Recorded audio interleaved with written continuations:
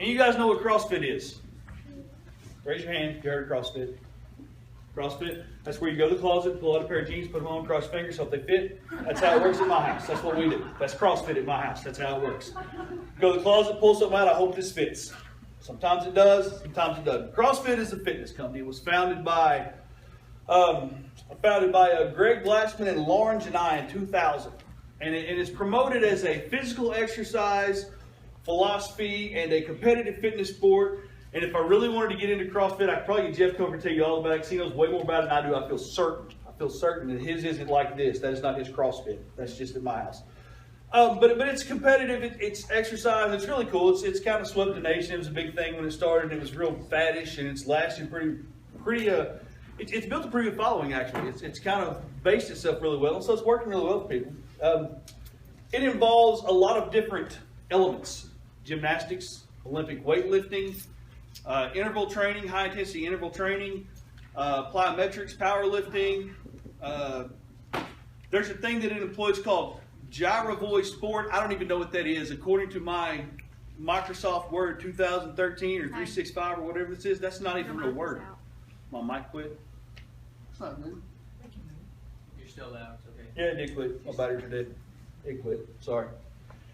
Anyway, so it has this thing called Gyrovoy Sport. I don't even know what that is. It's not even a real word according to Microsoft Word, so I don't know what it means. Gyrovoy Sports. I've never heard of it in my life. Calisthenics, strongman, many other exercises, things that you can tell I really don't do a whole lot of. There are over 10,000 affiliated CrossFit gyms in this country, and they are growing rapidly. I'm sorry, not in this country, across the world. About half of them are in this country, so approximately 5,000 located inside the United States. And it's also carried out by people who compete in what they call daily workouts, or WOD, Workout Daily. I think it's the little 3 letters they use for it. Anyway, I don't know much about it. I just kind of did a little Googling on it, and Google's great. It tells me all kinds of things I really don't know anything about. And so at my house, we don't do CrossFit because we're not healthy enough to do CrossFit. In case you've ever tried anything like that, for a while, me and Stephen and Daniel tried to work out with Jeff, and just showing up nearly killed me. And then about 5 minutes in, I was dying, and Jeff's putting extra weight on his body to work. And I'm like, dude, what are you doing? You got to do this. You got to. No, you don't. If you're fat like me, you wouldn't need extra weight. You'd have all the weight you need. It's just, that's how it works. And that's why I stay the size I am, so I don't have to put any extra weight on to work out. No, seriously. And so I've told everybody we've started walking in our house. We walk about 3.1 miles a day is what it ends up. And I guess that's basically a 5K, but we walk it, and it takes us much longer than it takes any other people who are in somewhat decent shape. And the other day we decided we were going to run part of it. I said, we've got to do this faster. And I forgot why we were trying to do it faster that day, but I was all like, I want to do this under X amount of minutes. And we were like, okay, so we started running. We walked down to the end of Wilson, got to the corner second, and we're like, we're going to run down to the next street. And I started running, and my legs said, what? And I took about 3 steps, and my lungs went, no, this ain't happening, dude. We're not doing this. I was like, oh, sorry. Didn't work out near as well as I wanted to. Did not happen quite that way. And so I started looking, because I've never been a runner. It's never been my thing. Treadmills, I can't stand a treadmill. I despise a treadmill because I get on it and I go and go and go and go and go and go and go and go. And when I'm done, you know what happens? I'm in the exact same spot where I started. I can't do treadmills. I do really good at this walking thing, though, because I can see stuff, but I'm going to have to change this route up because I'm tired of looking at the same thing every time. And so I have to do things where I can see a different view, see a different sight, see different things. I can't just go stand on a treadmill and run. It doesn't work that way for me. And so I started looking this up the other day when I was running. We're going to use the air quotes there, running, because it really wasn't running. I thought, well, there's a lot of things that are involved in running. A ton of things involved in running. You got to have muscle. Muscle's involved in running. It builds muscle. It creates muscle. You've got to have strength, and that's not just muscle. There are all kinds of strength, intestinal fortitude, and heart, and stamina, and other strengths that you have to have. You have to have energy. Energy is what makes you go. It's what keeps you going. You got to have energy. My lungs notice that you have to have cardiovascular fitness. I do not have a lot of that. That's what my lungs told me when I started running. You don't have a lot of this. Apparently, cardiovascular fitness means the ability to breathe while you're running. I don't have a lot of that. Then I got down to where it was talking about, I found on the internet where it was talking about technique. Now let me just tell you guys, this is how little I know about running. I had no idea there was technique for running. Laura's probably looking at me like, yes. Emily and Jessica, yes, there's technique. I didn't know that. I'm sorry, you guys. I should have just called y'all. I don't know. And so, and I may be wrong with these, but these are some things I found that fall under the technique of running. One of them they say is hold your head high. Don't look down. Don't look down. Hold your head high. Okay? The other one, focus your gaze approximately 30 to 40 yards in front of where you are with your head held high. Okay? I will stumble and fall. I would tell a story, but I would get something thrown at me. I will stumble and fall on something if I try to do that. They say, number 3, relax your jaw and your neck. Don't be all clenched up like this. It makes it harder to breathe and all kinds of bad things. Relax your jaw, relax your neck, head held high, look 30 to 40 yards in front of you. Keep your shoulders relaxed. Keep them parallel to the ground. Okay? Notice none of this has to do with your feet. That's what got me about this one. I'm like, this has nothing to do with my feet or legs. This is weird. Next one, keep your wrists loose. Don't be all strong. You know, they say keep your wrists. I don't know. I may be wrong with these. This is just what I found. The next one is bend your elbows at approximately a 90-degree angle. And angle them slightly away from your torso. Not like this, but like this. Okay, I can handle that. It says allow your arms to swing from front to back. Not just flail all over the place like you're, wanting somebody to put out the fire that's on you, but front to back. And they say the faster you pump your arms, the faster it will allow you to turn your legs over. Once again, don't know, not a runner, but it all sounds good. And so when you run, there are different types of running you can do. We're going to look at the sprinter. First, there's the sprinter, and the sprinter is this guy. You've seen them on the Olympics and stuff. They got that little block they get down on, and I don't even know how they do it. I don't even know pretend. And they get down on the little block, and the dude fires the gun, and they take off, and they get all they got for like 100 meters or 40 meters or however far they're running. They give it all they got. And the thing is this, it's usually short distances. It's usually very fast, or shorter distances anyway. It's usually very fast. Very, very, very fast. They run very fast. I don't even know how fast that Usain Bolt guy runs, but it's way fast. He's ranked up there with like cars and stuff at his speed. Fast. And it's a quick payout when you're a sprinter. Man, you run at 100 meters, boom, it's over, I won or lost, and that's it. And you train for the next one, you train for the next one, you train for the next one. I'm not that guy. I'm not a short distance sprint runner. I can't sprint from here to those doors probably. I would probably fall over about Maddie. That would be all of me. I'd be done. And so there's next the long distance runner, cross country runner. I'm way closer to this. I'm more like the short distance walker, but I'm getting closer to the cross country runner, I promise. And so cross country runners are people that they have a slower pace than a sprinter, but it's very steady throughout from start to finish. They're very steady pace, very steady pace. And they don't look at the immediate short-term 30-second, 40-second, 1-minute race. It's a long race. It's a long race. It takes a lot of time. And so it takes a lot of ability to do that. And they look at the long-term goal at the end of their long-distance race, their cross-country race. And a lot of times what they're competing against is a clock, maybe. Maybe they're competing against the clock, competing against other people, but competing against the clock too. And so I feel like as followers of Christ, this is part of why I'm getting in shape, you guys. I feel like we should be cross-country Christians. Totally made that phrase up, trademark. Got to get my express written consent to use it. Cross-country Christians, that's what we're going to be. And so Hebrews 12:1-2 says this. It says, therefore, since we also have such a large cloud of witnesses surrounding us, let us lay aside every weight and the sin that so easily ensnares us. Let us run with endurance the race that lies before us, keeping our eyes on Jesus, the source and perfecter of our faith, who for the joy that lay before him endured a cross and despised the shame, and has sat down at the right hand of God's throne. Now, let's dissect this a little bit. First of all, it says, therefore, since we have such a large cloud of witnesses surrounding us, it's just like I told the kids this morning, we have a great amount of people watching us as Christians. People look at us differently. They look at us specifically. They look at us through a different filter, a different lens than they look at everybody else. Because if you take the guy that hangs out at the club on the weekends versus the guy that hangs out at the church, people look at him differently. Expectations are different. We've been discussing since now we won't go to Disney World because of things they've done. We've been looking at other theme parks to go to.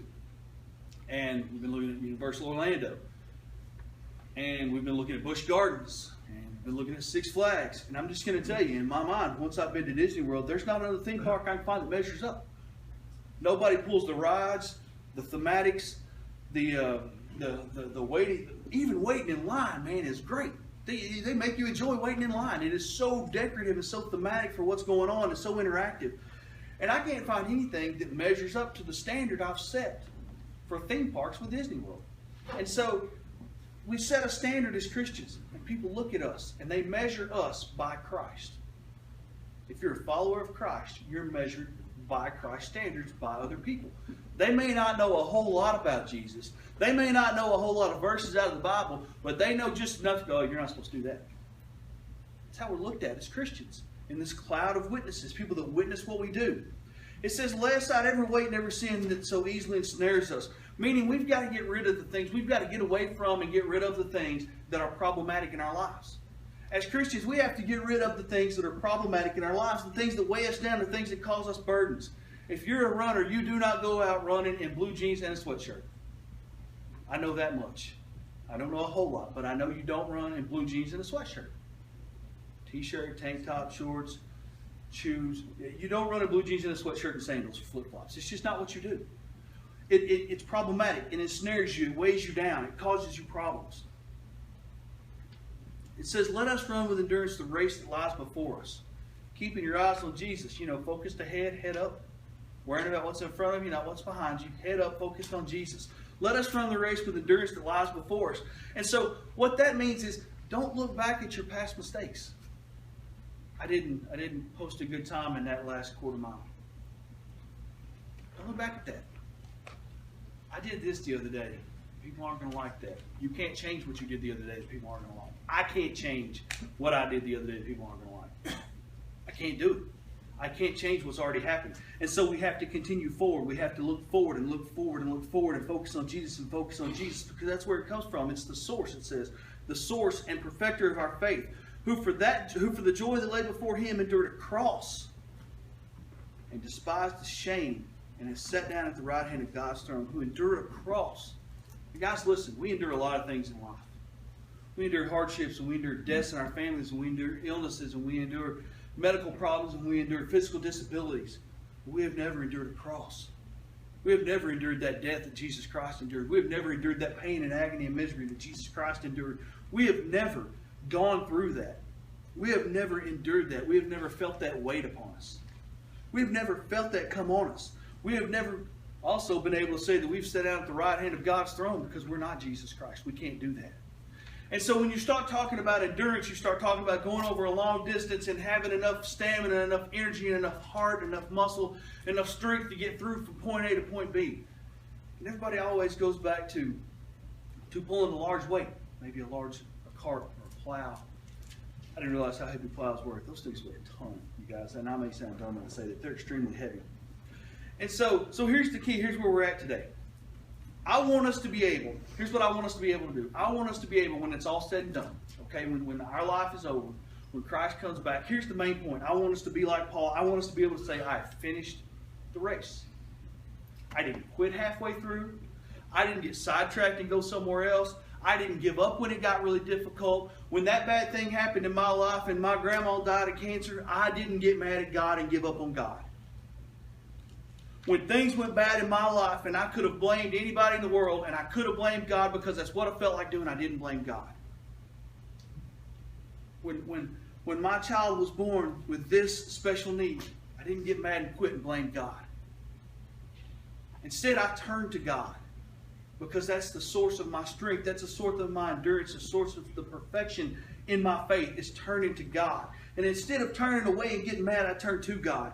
I turned to God to finish the race. I didn't turn from God to do something different because the race was too hard. I turned to God. Our little path that we walk, I wish I would have put it on the overhead. We walk every street in this town. And the last half mile is the hardest, because the last half mile passes the end of Wilson and goes all the way down to the yield sign and back up 2nd Street and back down Wilson. You know why that's the hardest? Because the 2.5 miles I walk past the end of Wilson and I can see where I live. Man, it's like 100 yards to there, or half a mile all the way back around. That's the hardest part of the whole walk, is that last half mile. Because I can see the end right there. But I can't. I got to keep my head up and look forward, because if I look down here, you know what I want to do? I'm out. It's 2.5 miles. That's close enough. It's gone. It's good enough. We did good today. I've done that before too. It makes me feel bad after I do it. We've got to keep our eyes on Jesus, because that's where everything comes from. And so we look at it like this. Paul says, I finished the race, and I want us to finish the race. And so a few minutes ago, I named off a bunch of things under technique for running that I know nothing about, and I hope are close to right, because that's just, like I say, what I found on the internet. But I named off some things that are noted as techniques for running.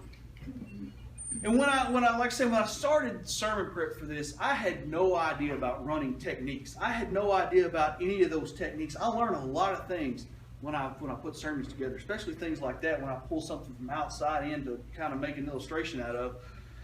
And as I read through this list I found on the internet, I found one common underlying theme amongst all of those pieces of the techniques of running. One common underlying thing. Anybody want to guess what it was?